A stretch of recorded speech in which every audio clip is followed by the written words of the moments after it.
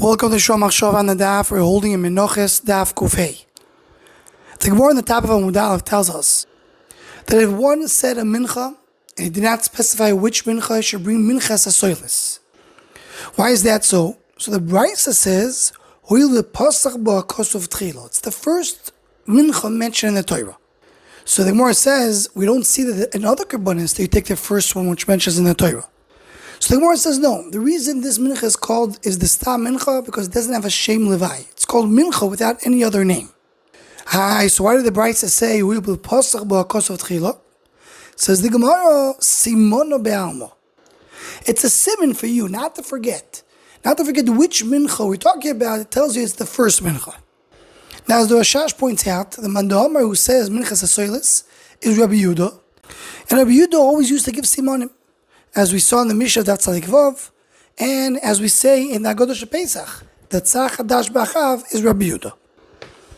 Then the Sefer Beis Aaron, Kloli Hashas, in Chelik Zayin, under the Erech called Eina Torah Niknes, in Siman Gimel, he speaks there about the different simonim that you have in Shas, and he says that there's 16 different types of simonim in Shas.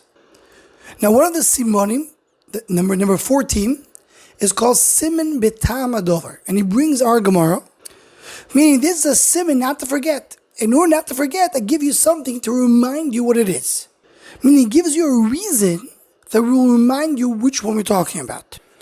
And there, earlier in Siman Beis, he goes to explain the Gemara in Eruvin Daf Gimel, and where the Gemara says that Bnei Yehuda daiki lishna umanchil behu simona.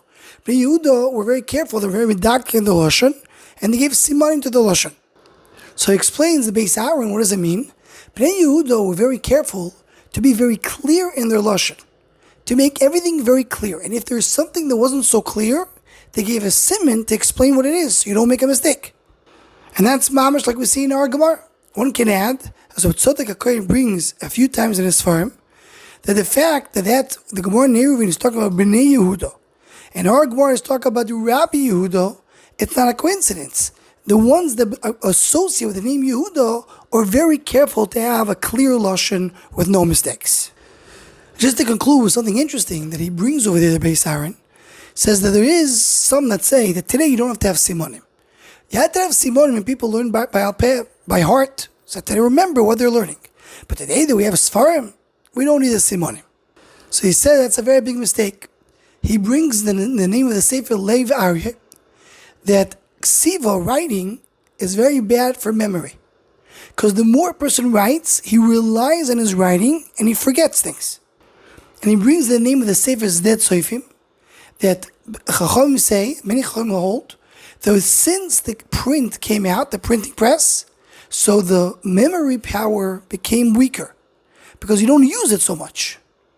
The more a person is relying on the written word, less he is relying on his memory. And he brings even the Rambam. Someone asked him a question on a makor and a source at a halacha that he brought, and he couldn't remember where it was. And he was very, very in pain that he forgot it. So he says, in addition to all that, Simanim help a person to learn when he doesn't have Sfarim in front of him, let's say when he's traveling. So he concludes that you must have Simanim even today to remember your learning. Anyone who wants to join or sponsor the Shom Machshava Shiurim, please email shomachshava@gmail.com.